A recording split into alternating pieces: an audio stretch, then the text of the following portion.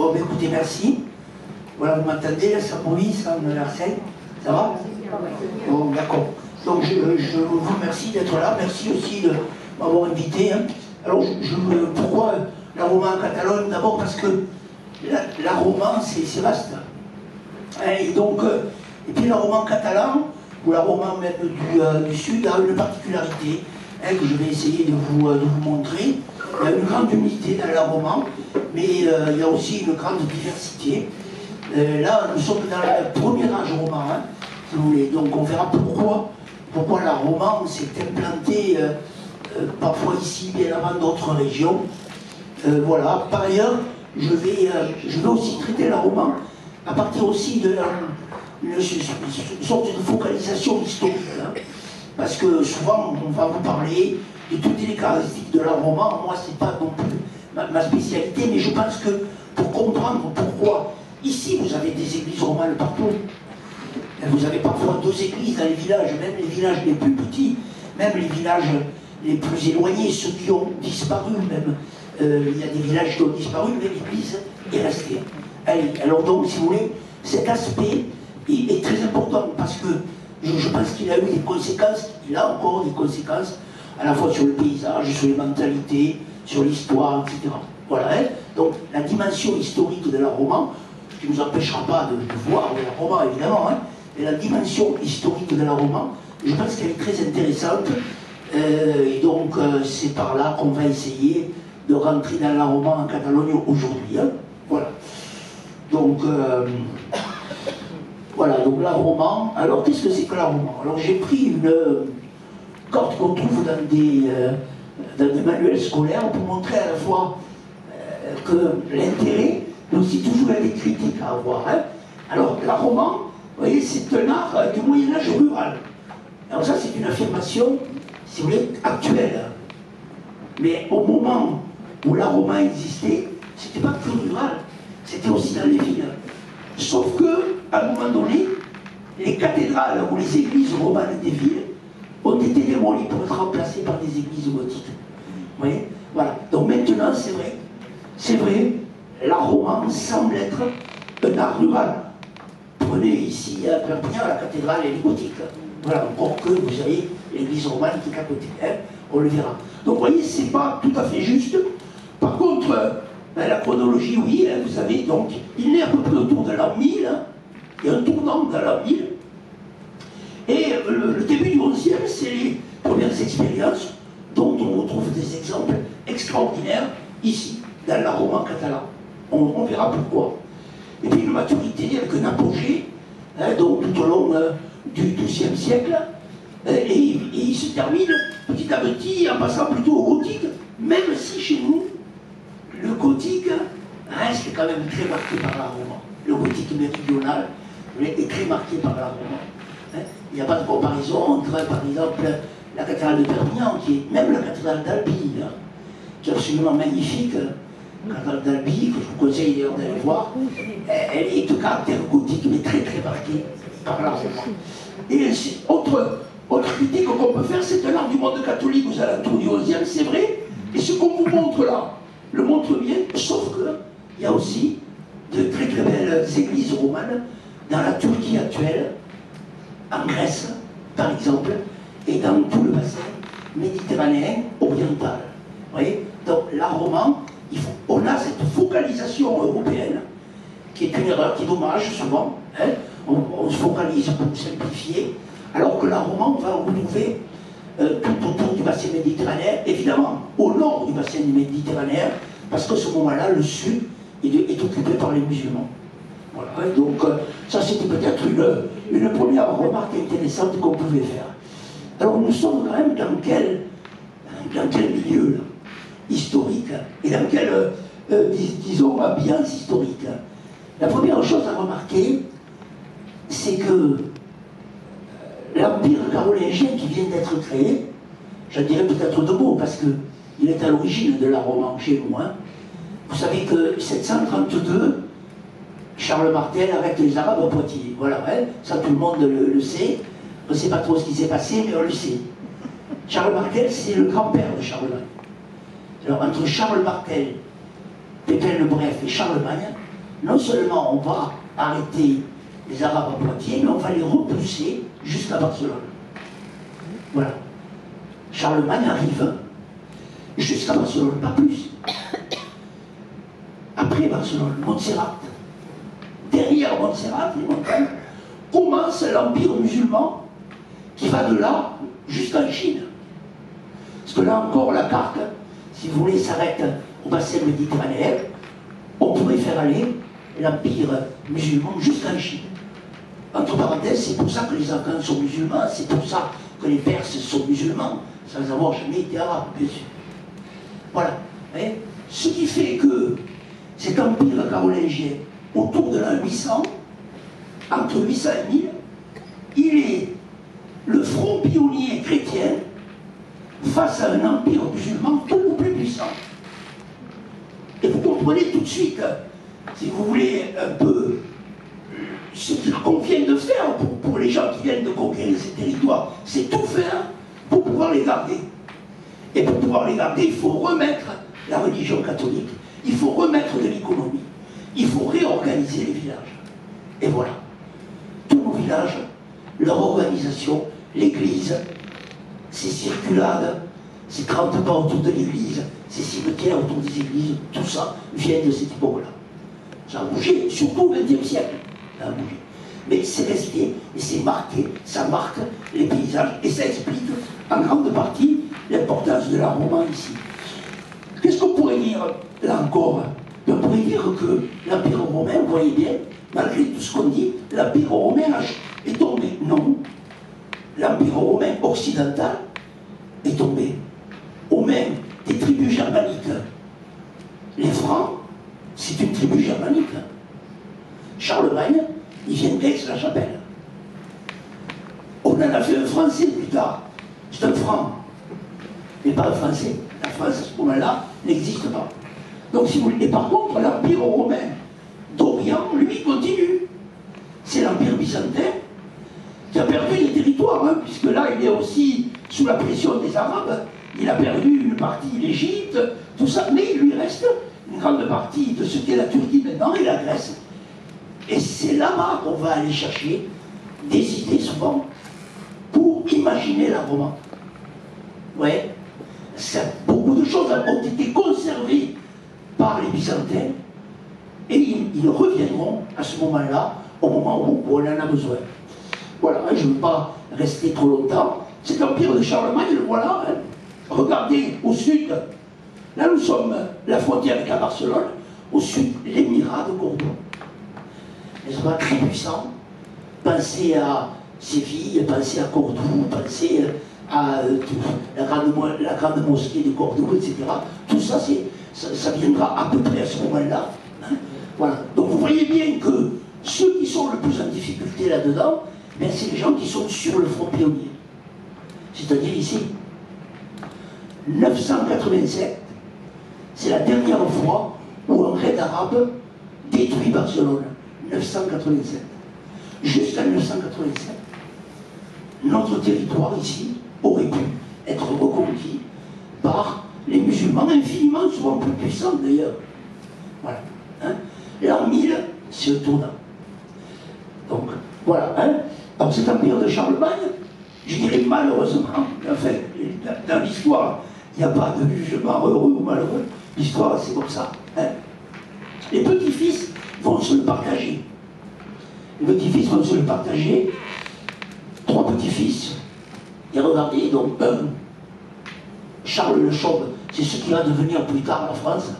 Louis le Germanique, ce qui va devenir l'Allemagne. Et au milieu, vous voyez, quand vous êtes au milieu, vous êtes mort. Hein. Voilà. Regardez ici. La Lotharingie. Il s'appelait Lothaire, celui qui avait eu ce mauvais partage. La Lotharingie, c'est la Lorraine, ça a donné le mot Lorraine. Et cette histoire de dispute entre les deux, ça s'est terminé le 8 mai 45. Eh bien oui. Oui. C'est le 8 mai 45, si vous voulez, qu'il y avait la construction de l'Europe, que cette histoire s'est terminée. Et alors, qu'est-ce que ça veut dire? Pourquoi je vous ai mis ceci? Eh bien parce que là, dans ce qu'on appelle la marche d'Espagne, qui n'est pas encore la Catalogne, ça viendra plus tard. Vous avez des gens qui sont un peu oubliés du pouvoir. Le pouvoir est loin, ils sont suzerains. Ce sont des comtes, ils ne sont pas rois, ils dépendent des comtes, là, en l'occurrence, de Charles le Chauve. Mais ils sont obligés de se débrouiller tout seuls. Et donc là, ils vont trouver les moyens de résister, jusqu'à inverser la pression. Et dans ces moyens, il y a la Roma, bien sûr. C'est-à-dire la diffusion, l'organisation de la société autour d'une église, à la fois bâtiment, et à la fois, si vous voulez, symbole d'une culture et d'une civilisation. Voilà. Donc je me sens que c'est important de dire ceci. Alors qu'est-ce que c'est qui caractérise la Roma?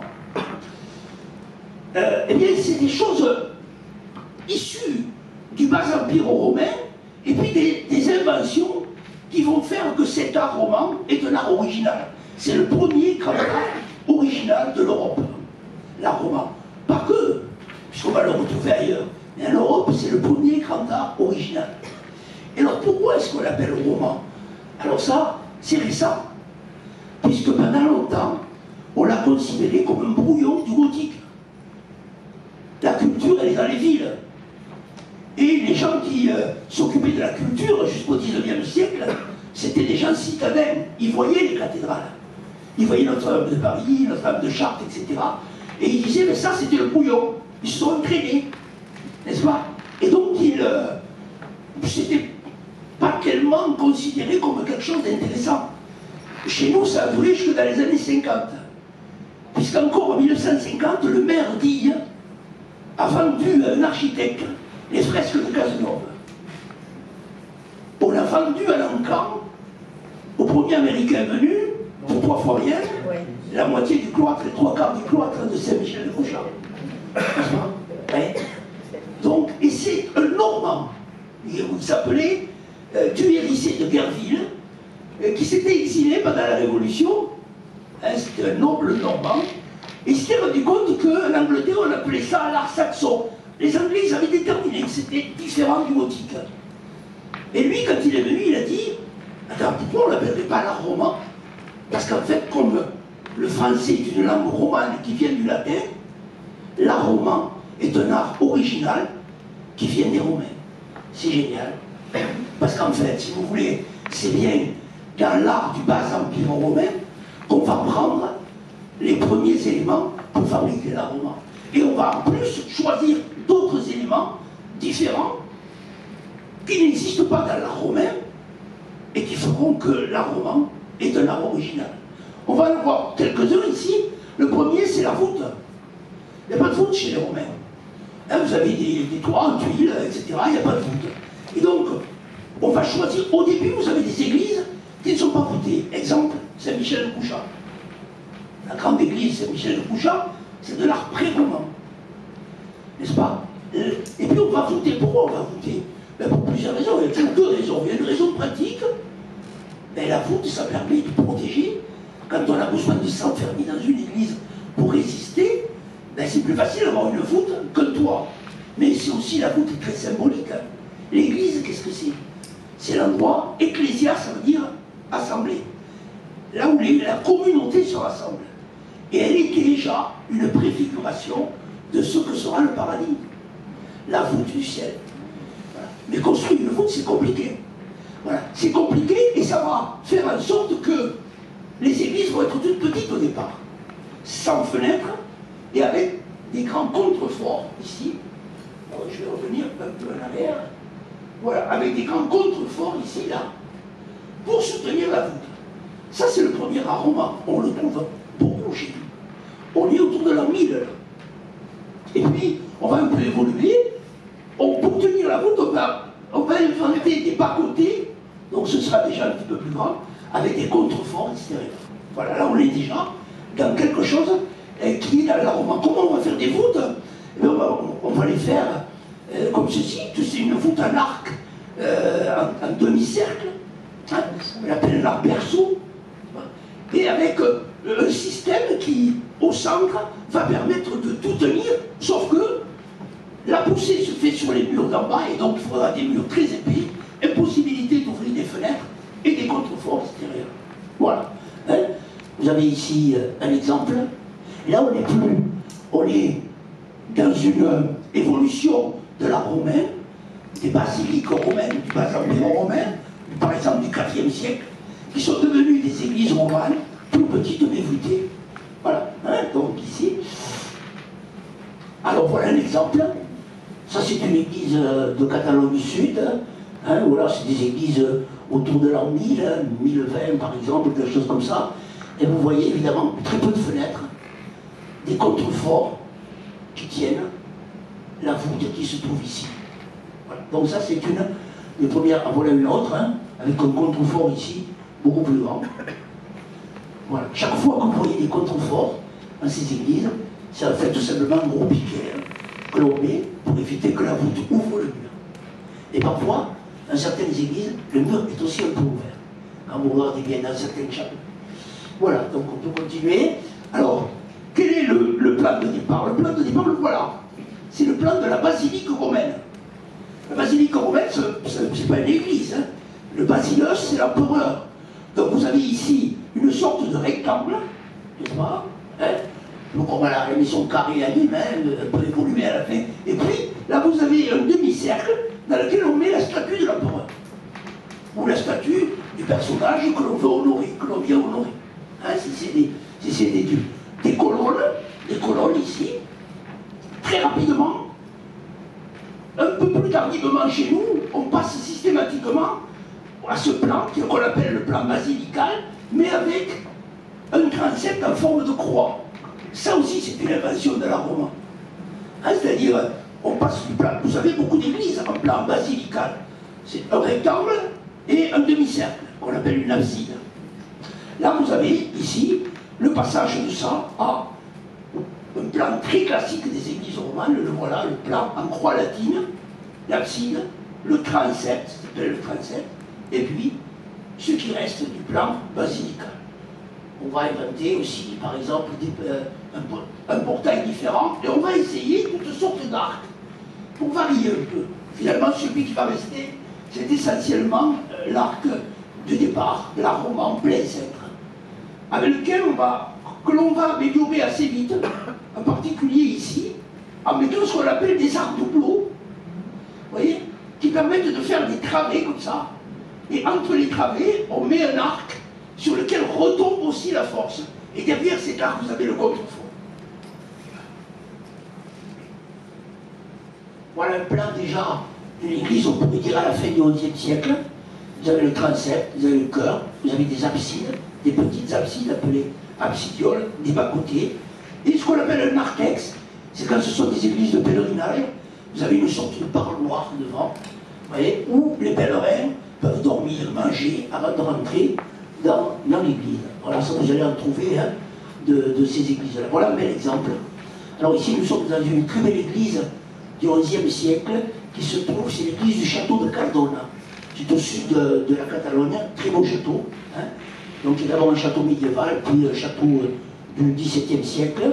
Vous avez cette église, on y a tourné beaucoup de films dans cette église. Vous voyez, voilà, ce qu'on appelle les arcs doubleaux, hein, ouais, qui retombent sur les colonnes. Et la voûte, en plein centre, classique, des débuts de l'art roman. Voilà une autre. Voilà une évolution, mais assez récente. On trouve ça, par exemple, à Serrabonne. Vous allez trouver un art brisé. C'est une première tentative pour faire en sorte que le poids de la voûte soit moins important sur les murs. Voilà. Ça, c'est Serrabonne. Hein, c'est une photo de... Toutes les images que je vous montre sont prises en Catalogne, hein, nord ou sud. Voilà. Alors, c'est un roman, comme je vous ai dit, pendant très longtemps, il a été considéré comme quelque chose sans aucun intérêt, y compris par la population d'ici. Vous voyez, il ne faut pas maintenant, tout le monde, si vous voulez, s'en vante, on y a des produits touristiques dessus, etc. On fait ce qu'il faut pour les restaurer, mais jusque dans les années 50-60, ce n'était pas le cas. Par exemple, moi, quand j'ai été étudiant, à la fin des années 60, Marcevol, il y avait, je ne sais pas si vous êtes allé à Marcevol, il y avait un troupeau de moutons dedans.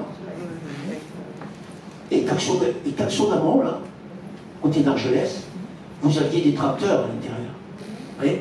Et c'était comme ça très souvent. Voilà. Donc alors, par contre, à partir de ce moment-là, à partir de cette époque-là, des années 60, un travail considérable a été fait par les archéologues, les chercheurs d'art roman, hein, avec une collection remarquable qui a été faite dans une abbaye, hein, cette collection Zodiac, qui comporte, si ça vous intéresse, trois volumes sur la Catalogne, 2 sur la Catalogne Sud et 1 sur l'art roman du Roussillon. Voilà, je vous les ai mis. Ça, c'est le 2e volume de la Catalogne, avec ceci, et puis l'art roman du Roussillon. Je reviens sur ça. Vous voyez, cette histoire qui explique le début de l'art roman, le califat omeyyade de Damas, au départ. Charlemagne, il s'affronte au calife de Damas. Vous savez, le calife Damas, c'est la capitale de l'Empire musulman. Voilà. Vous savez, le calife Isnogoud, ça vous dit quelque chose? Celui qui veut être calife à la place du calife. Ben, c'est là-dedans que ça se passe. Voilà. Eh bien, ils vont réussir quand même. Ils vont réussir à aller jusqu'à Barcelone, et puis ils vont couvrir le territoire d'églises qui donneront naissance au village, et c'est comme ça finalement qu'ils vont résister à la puissance du monde arabe jusqu'à l'Empire. Voilà, alors comment font-ils? Ben, ils vont partager le territoire, ça s'appelle la marche en Espagne, pas question de parler de Catalogne encore, hein. C'est ça la marca hispanica, la marche c'est la frontière. Le marquis, c'est celui qui s'occupe de la marche, s'occupe de la frontière. La marche en Espagne, Charlemagne va la diviser en comtés en disant aux comtes, qui sont souvent des gens d'ici, qui étaient là, en leur disant, voilà, je vous donne ce territoire à charge pour l'organiser religieusement, économiquement, et résister à la pression de l'Empire musulman. Eh bien, ils vont le faire avec difficulté, hein. Mais ils vont le faire pendant 200 ans, et puis à partir de l'an 1000, ce sera l'inverse. C'est eux qui feront pression sur le monde arabe. Voilà. Donc, vous voyez, les comtés qui sont répartis, hein, chez nous, il y a le comté de Cerdagne, de Roussillon, de Val-Espire, etc. Voilà. Qu'étaient ces gens? En fait, ces gens, c'était souvent des Visigoths. Des Visigoths qui s'étaient emparés de ces territoires. Vous savez, il y avait un grand royaume Visigoth qui allait de là, qui allait de Toulouse jusqu'à Gibraltar. N'est-ce pas, hein? Et ce royaume Visigoth, il s'est effondré tout de suite, hein, dès que les Arabes ont pénétré. Gibraltar, celui qui a pénétré, l'Arabe qui dirigeait, c'était un berbère d'ailleurs, les troupes s'appelaient Tariq. Gibraltar, Djebel, Al-Tariq, la montagne de Tariq. Ouais. C'était un berbère marocain, hein, qui a fait la conquête en très peu de temps du royaume Visigoth. Mais les Visigoths s'étaient planqués, parfois dans les montagnes. Le Canigou, montagne sacrée, le Canigou a été le lieu de résistance. Les familles comtales viennent à peu près toutes du Canigou des Pyrénées. Vous voyez, à ce moment-là. Ils ont été dans la résistance, ils ont aidé Charlemagne, ils ont été récompensés par ces comtés, et ils en ont fait après ce qui va devenir la Catalogne. Ce personnage-là, on lui doit beaucoup. Alors, c'est un personnage qui a des dimensions historiques, politiques. Il s'appelle Josep Puig i Cadafalch. C'est un architecte moderniste. Si vous visitez à Barcelone les maisons modernistes, il n'y a pas que Gaudi. Hein. Il y a une flopée d'architectes modernistes, dont lui. Il y a une maison qui s'appelle la Casa Las Punches à Barcelone, qui a été faite par Puig i Cadafalch. Sauf que lui, il a compris très vite, si vous voulez, l'importance de l'art roman, pour expliquer un petit peu ce qui se passe en Catalogne, et il a théorisé. Ça a été le premier grand théoricien de l'art roman. Il a essayé d'expliquer d'où il venait, comment il venait, quelles étaient ses influences, etc. On était dans les années 20. Et il a fait un travail considérable pour essayer de sauver ce qu'il pouvait. Et grâce à lui, il a vu venir la guerre civile, il a pris un peu dans les églises, y compris d'ailleurs en Roussillon, des objets qui auraient pu brûler. Il les a mis dans un musée à Barcelone, et c'est pour ça que vous les y trouvez maintenant, dans ce splendide musée que je vous conseille d'y aller, hein, le Musée national d'art de Catalogne, au-dessus à Montjuïc, où vous avez l'aile romane, qui est absolument prodigieuse. Il y a beaucoup de documents que vous verrez que j'ai pris là. Hein, voilà. Alors, Puig i Cadafalch, vous le voyez, je ne sais pas si vous reconnaissez le lieu, là il est à Saint-Michel-de-Pouchat. Saint-Michel-de-Pouchat, c'est fini. Ça a été, à ce moment-là, ça a été vendu à la Révolution en tant que bien national, la personne qui l'a acheté s'est intéressée aux terres, et le reste, il a pris des cailloux quand il voulait construire sa maison. Et donc Bougie Catafalque, il va venir ici, tout seul, il va faire venir les bénédictins de Montserrat, et c'est lui le premier qui va dire, mais attendez, là maintenant, il y a quelque chose à faire. Il faut se retrousser les manches, il faut arrêter de se faire piller, il faut restaurer ces bâtiments. Voilà, on lui doit absolument beaucoup, ici et aussi dans le reste de la Catalogne. Voilà, on doit aussi beaucoup à cet homme. Hein. Voilà, je ne pouvais pas parler de ça sans parler de lui, parce qu'il a été... C'est quelqu'un qui vient d'Alsace, qui a été nommé au lycée Arago comme professeur d'histoire, Marcel Duria, dans les années après la Deuxième Guerre mondiale, et qui a découvert la Roman, et qui, en Roussillon, a fait un travail absolument fabuleux. Voilà. Moi, je l'ai connu à la fin de sa vie, c'était quelqu'un qui a fini donc à la chaire d'art médiéval à Toulouse, et il a fait un travail absolument remarquable là-dessus. On le voit beaucoup, parce que ce qui paraît maintenant évident, la restauration des églises romanes, elle n'était pas du tout à ce moment-là. Hein, voilà. Donc, Marcel Duria. Et voilà, on commence par de l'art pré-roman. Alors, Saint-Michel de Bouchard. Là, nous sommes vers l'an 900. Hein. Et alors, pourquoi on va mettre ces grandes abbayes? Parce que vous comprenez bien que ceux qui se battent, les comtes, ils ne sont pas capables de gérer les territoires véritablement.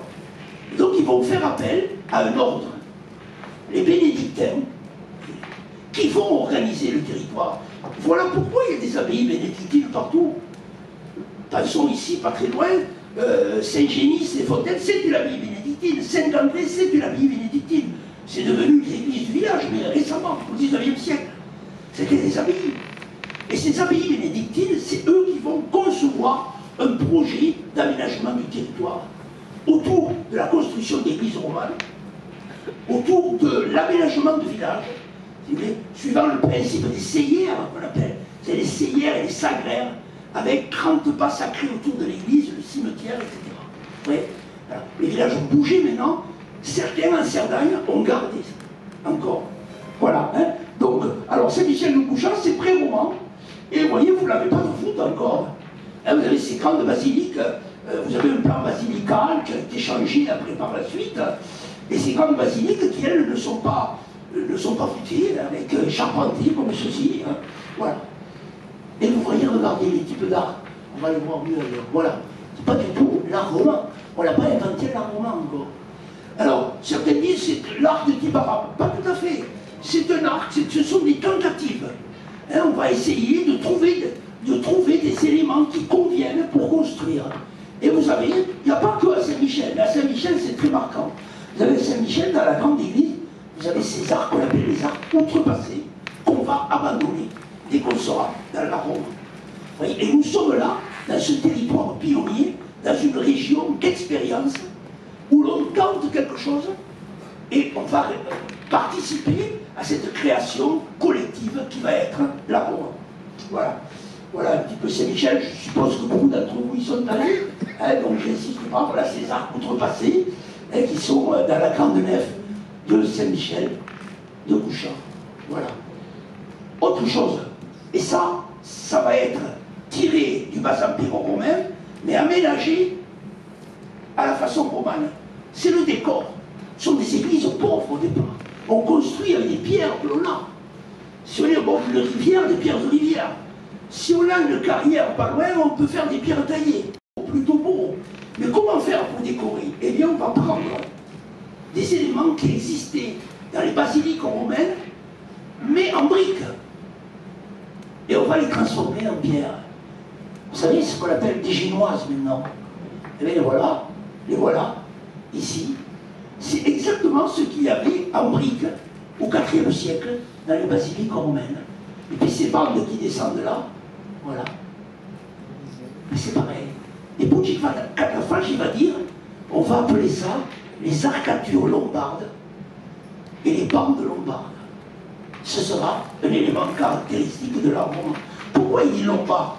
Eh bien parce qu'on s'aperçoit dans des contrats que l'on trouve dans les archives, qu'on fait appel souvent à des maçons venus de Lombardie, et qui arrivent non pas par la terre, mais par la mer. Il y a urgence à construire les églises. Et donc ces gens-là vont amener des techniques du bas empire romain qu'ils vont adapter à un art nouveau qui sera l'art roman. Voilà. Les bandes lombardes, les arcatures lombardes que vous trouvez, ça vient de là. Hein. Après, très vite, on ne va plus faire appel à ces gens-là. Sur place, les gens vont inventer, vont continuer à travailler et à imaginer tout ça. Voilà, je vous en montre d'autres exemples. Quand vous allez voir de la Roma, là vous avez un appareil qui n'est pas du tout travaillé. Ce sont des galets de rivière, hein. Simplement avec de la chaux, hein, coulée, et avec toujours le seul décor, ces arcatures lombardes que vous avez là. La chapelle de la Trinité, très belle chapelle, entre Serré et Voltaire, hein, avec ces bandes lombardes qui descendent et un appareil très travaillé. Voilà. Hein. Ça c'est très caractéristique de la Roma. Et ça vient du bas empire romain. Voilà. Voilà ici un appareil différent, petites fenêtres. Plus élaborées les fenêtres, mais toujours très petites. Hein. Et parfois vous allez trouver des fenêtres en double entonnoir. Pourquoi? Parce qu'au milieu, il faut que ce soit solide. Voilà. Donc ici. Et puis, bien sûr, il faut un clocher. Le clocher, c'est la voix. C'est la voix de l'Église, c'est la voix de Dieu. Hein. Et donc, on va inventer ces clochers extrêmement aériens, qui sont à la fois des points de repère pour repérer où est le village, des lieux de protection, on est dans l'église, et qui aussi appellent à se regrouper, appellent à la prière. On appelle ça les clochers lombards. Voilà. Hein. Et ça, celui-là, c'est de petits villages dans les Pyrénées, du côté de la Louvière, par là-bas, entre l'Andorre et le Val d'Aran. Hein, c'était des tout petits villages. Mais il y avait des combats, jusqu'à la fin du IXe siècle, il y avait des combats contre les Arabes dans ces villages-là. Joffre le Poilu, hein, Wilfrid Alpagout, celui qui a créé la dynastie catalane, est mort en 887 dans un combat dans les Pyrénées contre les musulmans. Voilà, donc je montre ceci, Saint-Michel de Couchard, clocher lombard, Argelès, clocher lombard, etc. Hein, voilà, tous ces clochers lombards dans lesquels on va retrouver le même type de décor. Voilà le village de tout à l'heure. Alors, tout le monde n'a pas les moyens de se payer un clocher lombard aussi haut, mais on va trouver d'autres types de clochers romans. Ça, c'est le clocher tour, n'est-ce pas, que l'on trouve sur cette église de Conflans de Transmayani. On la voit de la route quand on monte à Font-Romeu. Hein. Toute petite église, magnifique d'ailleurs, avec un clocher tour. Vous voyez, on le voit ici de l'autre côté. Et puis on va trouver beaucoup dans les petites chapelles de village, qu'on appelle le clocher tour ou le clocher peigne. Il y a une forme de peigne. Alors ça, c'est parce qu'on n'a pas beaucoup de moyens. Et donc on fait quand même un clocher. Vous en avez partout, hein, voilà. Donc avec 2 ou 3 cloches. Voilà. Donc ici, c'est une petite chapelle. En voilà un autre, très original. En voilà encore un autre. En voilà un autre ici. Hein. Voilà. Alors, le territoire est complètement couvert d'églises romanes. Il y en a peu qui ont disparu. Il y en a, mais pas beaucoup. Chapelle de la Trinité. Ces chapelles, elles vont être agrandies. Hein. Vous voyez ici qu'il y a un agrandissement au moment donné. Hein. Voilà. Voilà, parce que ça fonctionne, tout ça. Et les villages se remplissent déjà en nature du monde. Les petites églises se développent. Et la cathédrale d'Aisne, cathédrale pré-romane, on vient de la découvrir d'ailleurs. La cathédrale pré-romane. Hein. Les archéologues viennent de découvrir les bases de la cathédrale pré-romane. Il y a des fouilles à elle en ce moment. On va construire une cathédrale romane qui sera préservée tout simplement parce qu'elle perdra le siège épiscopal. La ville d'Aisne ne se développera pas, si vous voulez. C'est Perpignan qui va se développer. Et on dit encore aujourd'hui évêque d'Aisne et de Perpignan. À ce moment-là, Perpignan n'existe pas. Hein. Perpignan va arriver vers l'an 900, on va s'organiser avec le comte de Roussillon, mais l'évêque il est à Aisne. Aisne, c'est la ville romaine. Elle s'appelait Illibéris, la ville Ibère. Illibéris, Ibère. Puis elle, parce que Helena était la mère de l'empereur Constantin qui avait décidé que la religion de l'Empire romain serait le christianisme. Les gens d'Aisne l'avaient choisi pour faire plaisir à l'empereur. Cathédrale très belle avec un clocher du 19e, hein, celui qui est à droite, et l'autre un clocher lombard. Voilà. À l'intérieur, de belles choses. Ça, c'est pas loin de chez vous, ça. Je ne sais pas s'il y a beaucoup qui connaissent, c'est dommage. C'est dans les Alpes. C'est Saint-Kirse de Couillère. Voilà. Alors, Saint-Kirse de Couillère, pourquoi je l'ai mis, pourquoi c'est intéressant? D'abord, si vous voulez, Saint-Kirse de Couillère, c'est paumé dans les Alpes. Vous allez me dire, qu'est-ce qu'ils allaient faire paumé dans les Alpes? Et bien, en fait, exprès, ils allaient paumer dans les Alpes pour se protéger. Parce que les Sarrasins arrivaient par la mer. Pas que d'ailleurs. N'est-ce pas? Et là, vous aviez une solution de repli, c'est paumé Saint-Kirse de Couillère. Hein? Ouais. Donc une solution de repli, vous avez cette très belle abbaye, bien protégée, vous voyez ces tours-là, et dans laquelle il y avait un village. Voilà. Vous voyez? Le village avait son église romane. Là, c'était les bénédictins. Alors ces bénédictins, qu'est-ce qu'ils faisaient là? Ben, ils organisaient la vie des villages. Ils faisaient construire les églises romanes.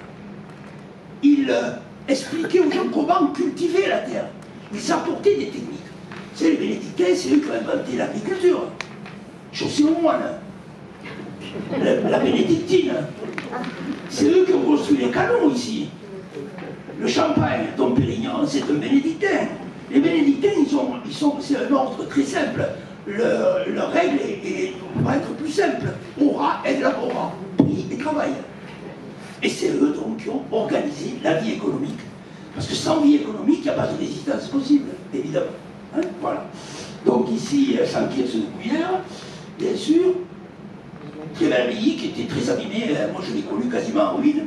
Maintenant, il y a eu beaucoup de choses pendant la guerre civile. Il y a eu des assassinats aux États-Unis. Saint-Kirse de Couillère. Voilà. Hein. Et puis, parfois même, des originalités. L'église de Planès, bon, alors évidemment, il y a toute une littérature ésotérique là-dessus. Je pense tout simplement, ils n'avaient pas beaucoup de moyens et ils ont fait une église à trois absides, comme la Trinité en fait. Voilà, c'est sûrement ça. Voilà, hein, donc vous voyez cette église. Alors, voilà en gros les caractéristiques de ces églises romanes. À partir de là, il y a eu des hommes qui ont joué un rôle fondamental. Vous voyez, il n'y a pas de développement d'art ou même de civilisation sans des hommes qui à un moment donné insufflent tout ça. Il y en a eu beaucoup, je vous en citerai un surtout, c'est l'abbé Oulibas. Alors Oulibas, il a été tout cet homme-là, on est autour de l'an 1000, là. Et c'est eux qui vont faire basculer les choses en faveur du monde chrétien.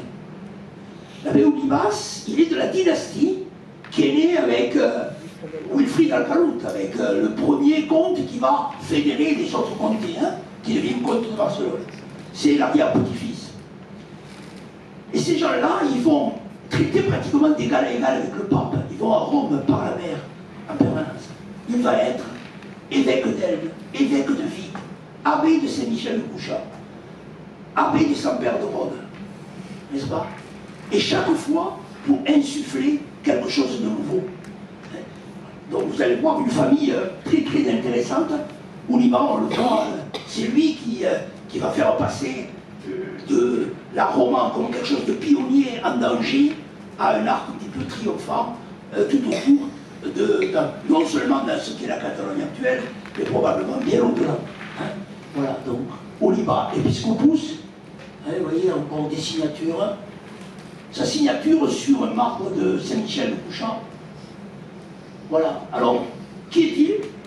Ce sont des nobles, on dirait des nobles, hein, bien sûr. Ce sont les anciens combattants de l'armée de Charlemagne, qui ont les successeurs des anciens combattants des armées de Charlemagne. Une fois Delpinus, n'est-ce pas, qui était comte de Barcelone, qui a eu 3 fils. Un a été comte de Cerdagne, l'autre de Barcelone, l'autre d'Urgell. Pourquoi ils s'étaient partagés? Parce que chacun se débrouillait.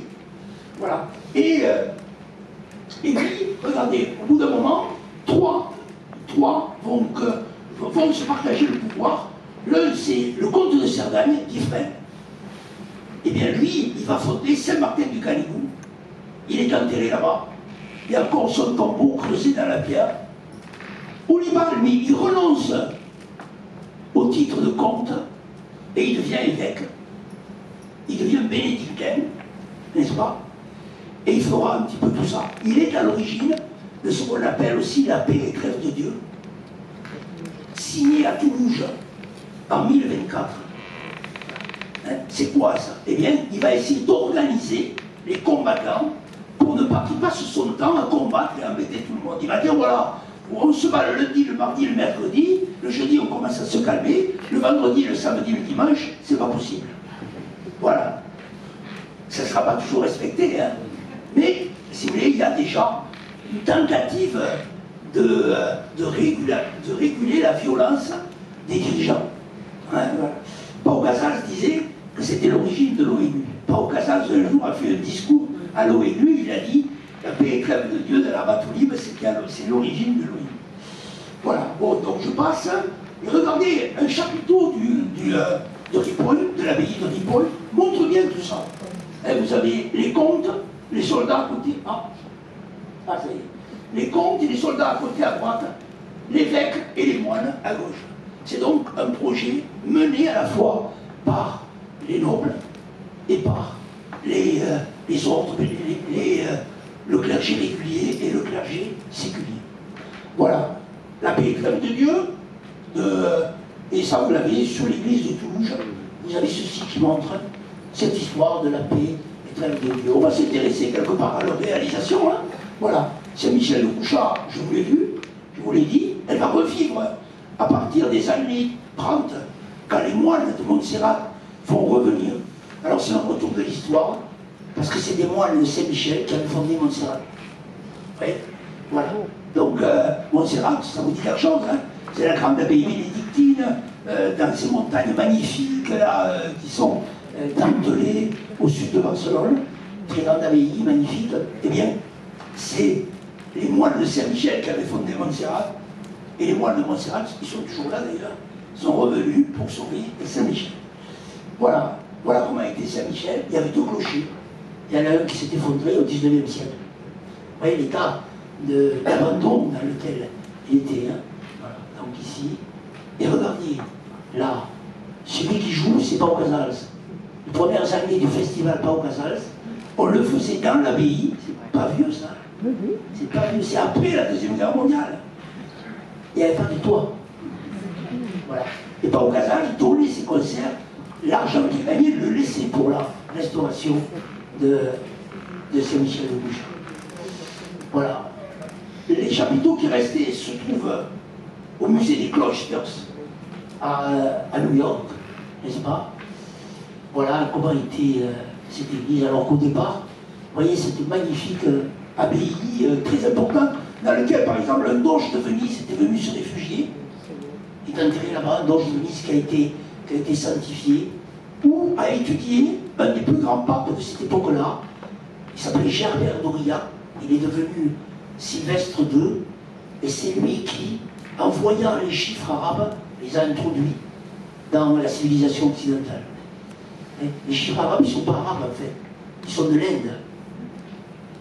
Les Arabes qui ont leurs propres chiffres avaient trouvé ces chiffres-là dans l'Inde au cours de leur conquête, ils les avaient adoptés, et Gerbert d'Aurillac avait traité avec eux à la frontière de la Catalogne et a fait adopter, quand il a été pape, a fait adopter ces chiffres à l'Occident. Voilà, vous voyez donc le rôle de cette abbaye qui était immense, elle a été restaurée, elle reste magnifique. Voilà, je vous montre avec son clocher lombard, il y en avait deux de l'autre côté là, vous voyez, vous en avez un. Voilà. Bon, ça nous allons en parler. La Batoulib a inventé d'autres formes de voûtes. Ça, c'est la chapelle du Pessèvre de la Crèche, qui a été construite à l'époque de l'abbé Ouliba. Voilà. C'est une sorte de panier, une voûte. Elle sera très peu adoptée parce qu'elle a été très difficile à réaliser. Hein. On prend comme un arbre, et puis on le développe un petit peu comme un panier pour créer une chapelle. Vous savez ça, c'est Michel de Couchard. Il y a un projet pour Couchard. Hein. Vous voyez, on peut aussi dire que les choses avancent. Il y a un beau projet pour Couchard, puisque l'argent, ils l'ont à peu près trouvé. Ils vont restaurer les arcades subsistantes, restaurer le logis du grand sacristain et remettre la tribune, une tribune en marbre rose de Villefranche, qui s'est dispersée un petit peu partout et qu'on est en train de retrouver. Voilà, Saint-Martin du Canigou, très grande abbaye aussi, et qui a été aussi victime qui a connu bien des sévices. Hein. Voilà, voilà. Dans les années 30, voire même 50, à l'abandon. Alors là aussi, le lieu peut-être qu'il y a tout voilé, je ne sais pas ce que certains d'entre vous y sont allés, c'est un lieu un peu emblématique, on se met là-bas en protection. Hein. Le Canigou devient ainsi une montagne sacrée qui protège, la montagne qui protège. Hein. Donc construire ça à l'endroit où est Saint-Martin du Canigou, hein, il n'y a toujours pas de route pour y aller, bien sûr, hein, puisqu'il faut y aller à pied, il y a des jeeps qui y passent. Donc, après la Révolution, l'abbaye a été abandonnée, elle est tombée en ruine, hein, et elle a été aussi sauvée grâce à l'initiative de Puig Catafalch, qui a persuadé l'évêque de Perpignan de l'époque, Carsalade Dupont, de restaurer l'abbaye.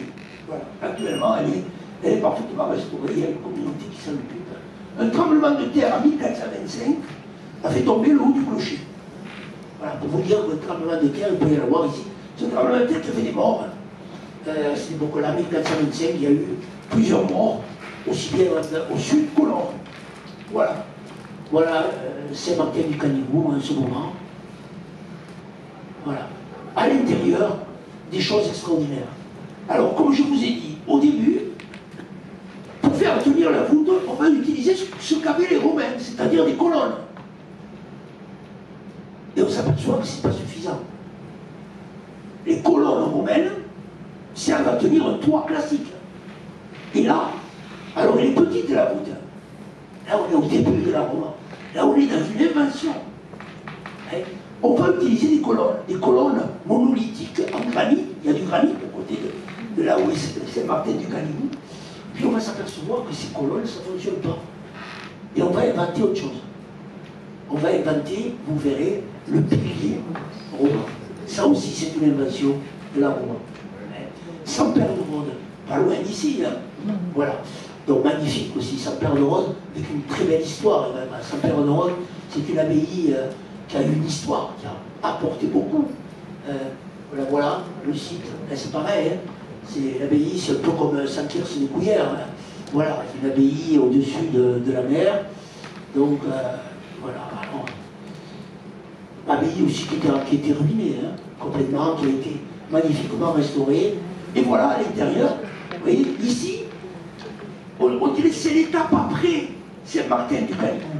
On est encore dans des schémas de basilique romaine, puisque vous voyez qu'on a des colonnes. On dit on ne peut pas sortir quand même de l'idée qu'il faut que ça ressemble un peu aux Romains. Puis on se dit ça ne tiendra jamais. Et alors on fait des piliers. Vous voyez. Et la colonne devient presque décorative simplement. Voilà. Là on est au tout début de la Rome. Très grande église, tout début de la Rome. Église qui va inspirer beaucoup d'architectes romans. Hein. Voilà, nous sommes dans la nef centrale de Saint-Père de Rhodes. Hein. Pourquoi Rhodes, hein, c'est en fait, c'est un lieu où des Grecs de Rhodes étaient venus s'installer. Rose, c'est pareil. Rose, c'est des Grecs de l'île de Rhodes qui étaient venus faire un comptoir ici. Voilà, Saint-Père de Rhodes. Alors Saint-Père, c'est pas rien. Saint-Père, c'est le premier pape. Donc vous voyez l'importance de cette église, de cette abbaye. Il s'agit d'une abbaye, bien sûr. Voilà. Le clocher hein, de l'intérieur. Et plus tard, cette abbaye est très importante. Un sculpteur prestigieux, connu sous le nom de Maître de Cabestany, va faire un portail qui sera démoli au moment de d'ailleurs par les troupes françaises au XVIIe siècle, qui apporteront une partie des sculptures. Il en reste quelques-unes, et là on est au XIIe siècle. Hein, voilà. Donc, le Maître de Cabestany, qui se caractérise par ses grandes mains. Pourquoi l'appelle-t-on le Maître de Cabestany? Parce qu'en fait, la première fois qu'on a trouvé vraiment quelque chose d'original, c'était à Cabestany. Dans un mur caché, on a trouvé un linteau. Et à partir de là, on a dit celui-là est intéressant. Et on s'est aperçu qu'il avait fait des sculptures un peu partout. Il était allé à Rome et il payait son séjour en faisant des chapiteaux. Hein. Tout au long de son voyage, il y a des chapiteaux du Maître de Cabestany en Toscane, par exemple. Voilà. Magnifique sculpture, mais là, on est au XIIe siècle. On est quasiment presque 150 ans ou 200 ans après le début de la construction de Saint-Père de Rhodes. Saint-Père de Rhodes, il y avait un scriptorium extraordinaire. Les gens partaient en mer, allaient jusqu'à Byzance, ramenaient des Bibles byzantines et les copiaient. C'est comme ça qu'est venue qu'on a retrouvé une part de la culture grecque et romaine. On est allé la chercher à Byzance, chez les Byzantins. Voilà. Et à Rhodes, à Saint-Père de Rhodes, il y avait un très grand scriptorium avec des Bibles extraordinaires. Cette Bible a été emportée par le duc de Montmorency au moment où Louis XIII avait essayé d'envahir la Catalogne. Elle se trouve maintenant à la Bibliothèque nationale de France. Hein? Voilà. Donc, alors je vous ai mis quelques... Là, on est quand même dans une Bible qui a été faite au début du XIe siècle, autour de l'an 1000. Hein? Voilà. Je vous ai mis 2 ou 3 images pour la ville. Vous voyez, la côte, Adam. Vous voyez comment ça décidé. Alors il y a des textes. Ripoll, grande abbaye de Ripoll, magnifique abbaye aussi. Hein.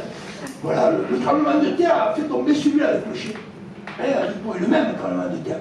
Avec ce grand portail de l'entrée du narthex, hein, c'est-à-dire du parloir. Là, on est aussi plutôt au XIIe siècle. Voilà. Et ça nous amène à voir. Ça, c'était l'architecture romane. Mais non seulement on va faire de l'architecture, mais on va faire du décor. Et un décor qui va petit à petit devenir de plus en plus extraordinaire, de plus en plus original et intéressant. Et on va commencer par la sculpture. Voilà, la sculpture, on va voir Marcel Dourliat. C'est lui qui a fait connaître la sculpture romane. Et vous avez là, à côté, la première sculpture romane qui existe. Tous les livres dans le monde entier qui parlent de la Rome parlent de du linteau de Saint-Génis-des-Fontaines. Voilà. Pourquoi? Parce qu'on est au début du XIe siècle, on est au début, après l'an 1000, juste après l'an 1000, et elle est datée. Alors ça, c'est formidable. Hein? Voilà. Donc elle est datée, je vais vous dire comment, quand vous y allez. C'est l'année dernière, c'était le 1000e anniversaire du linteau. Alors, les festivités n'ont pas eu lieu, mais cet après-midi, il y a quelqu'un qui m'a appelé parce qu'ils m'ont dit qu'ils vont essayer de les relancer. Et donc, je vais vous lire, hein, bon, vous êtes obligé de croire sur parole, parce qu'elle n'est pas très claire. Anno Domini Videsimo Quarto, la 24e année. Regnante Roberto Rege, la 24e année du règne du roi Robert. Voilà, là, ça c'est chouette, quand il y a ça, hein. Voilà. Ego Wilhelmus, s'appelait Guillaume, le monsieur, Gracia Dei, Abba, Ista Opera, Feci. Alors Guillaume, par la grâce de Dieu, abbé de cette abbaye, a fait faire cette pierre, hein, Ista Opera, cette in honoré Santi Genesi Cenobi, c'est-à-dire de l'abbaye de Saint-Génis, et à la fin, Cuevocam Fontanas, qu'on appelle des fontaines. Alors ça c'est génial. Et il se trouve que la 24e année du règne du roi Robert, c'est 1021. Et le roi Robert, c'est le fils d'Hugues Capet. Vous voyez qu'on n'a pas perdu encore le lien avec les descendants de Charlemagne, si vous voulez. Même si on a changé de dynastie, ben, Hugues Capet et Robert le Pieux sont les descendants de Charlemagne. Et donc les comtes de Barcelone sont, en théorie, suzerains du roi Robert, ils le disent. Voilà. Et ça, c'est une copie parfaite, à la manière des sculpteurs, des premiers sculpteurs romains, d'une Bible byzantine. Ce Christ, c'est le Christ Pantocrator qu'on retrouve en Grèce, à Byzance, le Christ tout-puissant, qui n'est pas du tout un Christ souffrant, qui est un Christ serein, avec la main accueillante, qui est dans une mandorle, les pieds sur quelque chose qui serait le monde, ici, et qu'on va retrouver dans l'iconographie byzantine, dans les icônes byzantines en permanence. Les apôtres, ben, la pierre est passée, on en a mis de 6. Hein? Voilà, ben, on s'en contentera. Voilà.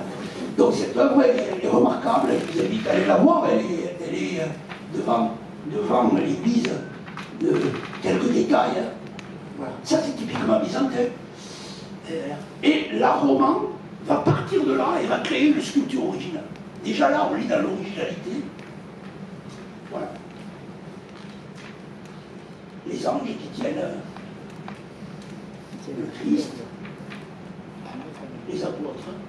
Voilà. Alors, peut-être un petit commentaire. On va le retrouver tout le temps. Hein. Ça, c'est les bases même de la doctrine chrétienne dès le début. Hein. Je suis l'alpha et l'oméga, le début et la fin, n'est-ce pas? Je vous accueille. C'est pas du tout le Christ souffrant. Hein. Le Christ souffrant, il va venir plus tard. Après d'ailleurs une épidémie. Une épidémie qui va tuer la moitié des populations. Et ça, c'est une autre histoire. Là, vous avez le Christ qui accueille. Je suis l'alpha et l'oméga. Évidemment, le livre, vous savez, la religion du livre, le livre qui est là, et des habits qui sont des habits romains, hein, si vous voulez. Voilà. Alors, autre sculpture, on revient à Saint-Martin, à peu près vers l'an 1000, vous avez ces sculptures-là, qui sont des copies, vous savez, des chapiteaux romains, un peu avec des feuilles, là, des copies très maladroites.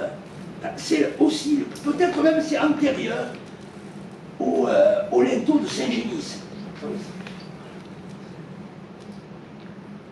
Et regardez là, ce qu'ils font à Saint-Martin-du-Canigou dans un deuxième temps, quand ils s'aperçoivent que la colonne, ça ne fonctionne pas assez, et bien tout autour, ils vont mettre un pilier.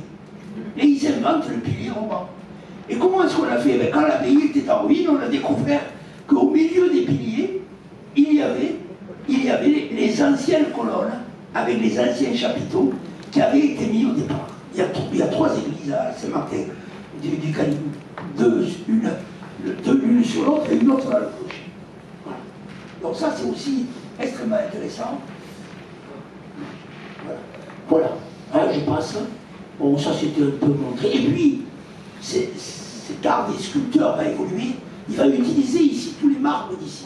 Ici, il y a le marbre bleu à Machasse, le marbre rose à Villefranche, le marbre blanc à Céré. Ça, c'est Cérabole. Là, on est dans la très, très grande sculpture romane. Voilà. Là encore, dans tous les livres d'art roman, vous allez avoir ces sculptures de Cérabole. Magnifiques, très inspirées aussi de Bible byzantine. Évidemment, des lions, personne ne l'en a vu ici. Hein.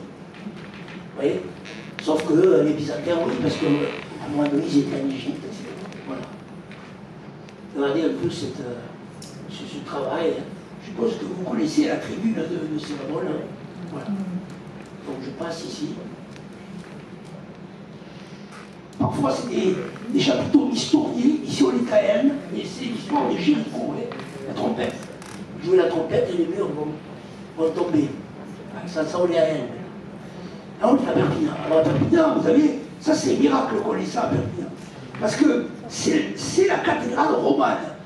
Alors, on est un des rares lieux, Perpignan, qui ne ville ou pas. Hasard, je dirais quand même, hein, pas par la volonté. On a conservé, à côté de la cathédrale gothique, la cathédrale romane. Pourquoi? Eh bien parce qu'on n'a pas pu finir la cathédrale comme on l'avait prévu. À cause de la pandémie de 1340, qui a tué la moitié des populations. Ce n'est pas le sujet d'aujourd'hui, mais vous comprenez que quand du jour au lendemain, en 2 ans, il y a 50% de moins, bien sûr qu'on ne peut pas avoir la construction aussi grande. On avait gardé l'ancienne cathédrale pour dire la messe pendant la construction, et on va continuer à la garder. Sauf que, à la fin du 19e, on va y mettre une usine électrique. Elle y est toujours. On est en train de l'enlever, et peut-être d'ici 1 an ou 2, on pourra le visiter. C'est un lieu fabuleux. Hein, voilà. Avec, évidemment, le Christ Pantocrator, n'est-ce pas, qui est là. Hein, vous voyez. Voilà. Là, on est à la fin du XIe siècle. Le maître de Cabestany, bien sûr. Des fantaisies de sculpteurs pour décorer les façades. Hein. Voilà. Donc ça, lever les yeux souvent, c'est très intéressant. Parfois même c'est un peu léger, comme là vous voyez. Évidemment les vierges romanes, hein, magnifiques, il y en a des centaines ici. Parfois volées, parfois conservées. Une descente de croix extraordinaire, vous trouvez au musée de Vic, musée épiscopal de Vic. La Roma là, atteint des proportions et une qualité extraordinaire. Alors, des Christ habillés, il y en a beaucoup. Ça, c'est ça, la Majestat Bagnot. Bagnot était un riche industriel barcelonais qui a acheté et qui l'a donné dans les musées. Voilà. La Roma, vous allez le trouver, tout ça, au musée national d'art de Catalogne. Je vous invite à aller, et là vous trouverez les fresques. Parce que Puig Catafalch, il a eu l'idée d'enlever les fresques. Il a trouvé une technique pour enlever les fresques et les mettre là pour les conserver. Et là, vous avez un chef-d'œuvre. Là aussi, vous le trouvez dans tous les livres d'art roman. C'est une fresque du Pantocrator, ici. Voilà. Donc, et c'est un tout petit village à côté du Val d'Aran. Celui dont on a vu, il y avait ça là-bas. Hein, voilà. Donc, Ego sum lux mundi, je suis la lumière du monde. Voilà, donc là, on est au XIIe siècle, hein, quand même, par rapport au départ. Quelques éléments, il y a évidemment les. Alors, je ne sais pas trop en français, c'est en portugais. Voilà, donc vous avez les évangélistes tout autour. Voilà. Et regardez, l'habit, c'est vraiment l'habit des orientaux. Hein, c'est tout à fait l'habit des orientaux. Voilà, ce visage magnifique. L'alpha et l'oméga, le signe d'accueil, la Vierge. On disait que Picasso avait visité tout ça, c'était inspiré assez largement de l'art romain et de l'art africain. Voilà. Alors, on va trouver sur les murs de ces églises, quand par exemple ce village s'appelle Saint-Estève, c'est le martyr de Saint-Estève, de Saint-Étienne, on va trouver des fresques qui représentent l'histoire des premiers martyrs du christianisme. Hein? Donc ça, c'était tout simplement pour que les gens connaissent l'histoire. Ils ne savaient pas lire, on leur expliquait et ils voyaient ça sur les murs. Ça, c'est le martyr de Saint-Étienne, de Saint-Estève, qui a été lapidé. Et regardez, vous allez voir, j'ai pris son visage serein et la main de Dieu qui s'étend avec quelqu'un ses mains vers Dieu. C'est souvent absolument remarquable. Voilà. Regardez ici, ça c'est du bois d'un devant d'autel peint, le couronnement de la Vierge, musée de Vic, la Seine. Un devant d'autel. Et des devants d'autel qui montrent les martyrs. Vous voyez que ça rigolait pas mal. Ah oui, là on pouvait un deux. Ah voilà. Donc là on lui plantait des clous dans la tête. Ici on le faisait bouillir au cas où, le clou transpercé. Donc ça c'était. Alors ça s'est passé réellement, ça. Si vous voulez, pendant ses amis. C'était au IIIe siècle après Jésus-Christ sous un empereur qui s'appelait Dioclétien. Dioclétien a passé son temps à martyriser, si vous voulez, les chrétiens parce qu'ils voyaient très bien qu'ils allaient être débordés. Et d'ailleurs, quelque temps après, Constantin, probablement pour pacifier tout ça, a dit ben ça y est, la religion de l'Empire romain, c'est la religion chrétienne. Ah, il s'est radé du mouvement. On sort un peu du hiératisme pour aller vers le mouvement, la visitation. La Vierge qui visite Elisabeth, c'est un des thèmes fréquents. Voilà. La Vierge toujours. La pesée des armes, vous en avez beaucoup. Hein. Bon, ça impressionne. Évidemment, c'était fait pour impressionner. Vous savez, l'Église, à cette époque-là, elle a une mission. Elle dit, vous devez conduire tout le monde à la vie éternelle. Voilà. Donc on va utiliser évidemment le drame, la peur, l'inquiétude des gens, hein, surtout qu'on meurt assez facilement quand même, il faut bien le dire à cette époque-là. Et donc vous allez avoir la pesée des âmes. Saint-Pierre avec ses clés qui attend, on lui tend un enfant, beaucoup d'enfants mourraient. Et à côté, vous avez, vous voyez, l'adjudant du diable qui triche. Il essaie de tirer le diable par rapport à la d'autres. Voilà. Évidemment, l'archange, c'est Saint-Michel, celui qui combat le diable. Voilà, encore une, Saint-Pierre, Saint-Paul, les deux piliers de l'Église qui sont représentés. Et curieusement, montrer quand même le côté un peu universel de cet art roman. Par moments, des scènes historiées. Ici, c'est l'assassinat de Thomas Becket à Canterbury. Pas curieux, ben, Thomas Becket, dans un petit village paumé des Pyrénées catalanes, on connaissait l'histoire de Thomas Becket. Qu'est-ce que ça veut dire, ça? Ça veut dire que ces peintres se promenaient, n'est-ce pas? Ils ne se contentaient pas de rester peintres ici. Hein, voilà. C'est pour ça que je vous ai dit, l'art roman catalan, en fait, l'art roman, il est universel. Il a des variantes, mais il est universel. Hein, universel dans le domaine géographique dont je vous ai parlé. Et vous avez ici une chapelle à Saint-Martin-de-Florian, vous avez des fresques remarquables. Hein, voilà. Chez nous, elles ont été un peu moins conservées. Là, vous avez les vieillards de l'Apocalypse. C'est une toute petite chapelle entre le Boulou et le Pertus. Et puis, si vous allez à Gérone, la capitale de la création, hein, vous voyez, l'art roman va toucher tous les domaines. C'est un petit peu ça que j'ai essayé de vous montrer. C'est pas simplement des églises, c'est du décor, c'est de la peinture, c'est de l'imagination, c'est de la création, c'est même du tissu. Il n'en reste pas beaucoup de tissu. Celui-là, il est resté, si vous voulez, tant mieux. Voilà, le capicelli de la création à Jérôme. Là aussi, vous voyez, sur de la côte de Nador. Voilà. J'en ai mis quelques-uns. Les jours de soleil. Et regardez, on prend le thème d'Apollon sur son char. Ça c'est très classique aussi, à cette époque-là. On dit en fait, ce qui s'est passé avant, ça annonçait déjà la religion chrétienne. Apollon, quelque part, c'est pas le bon Dieu, c'est pas le Dieu bon, ou le Dieu correct, mais il annonçait déjà la religion chrétienne.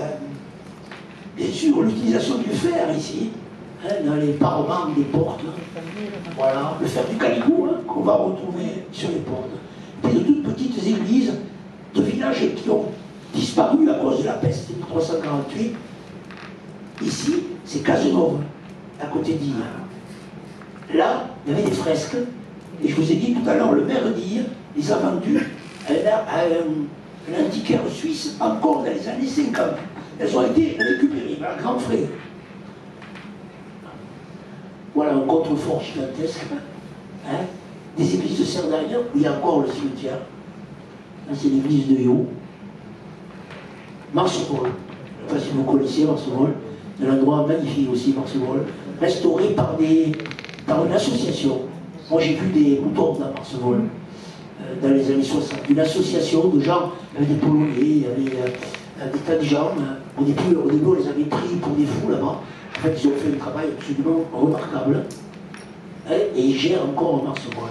Et puis, plus tard, au XIIe siècle, quand les comtes catalans s'emparent d'une partie de ce qui va devenir la Catalogne, entre Barcelone et l'Ebre, on va créer à ce moment-là beaucoup de lieux romans, mais dans le style cistercien, si vous voulez.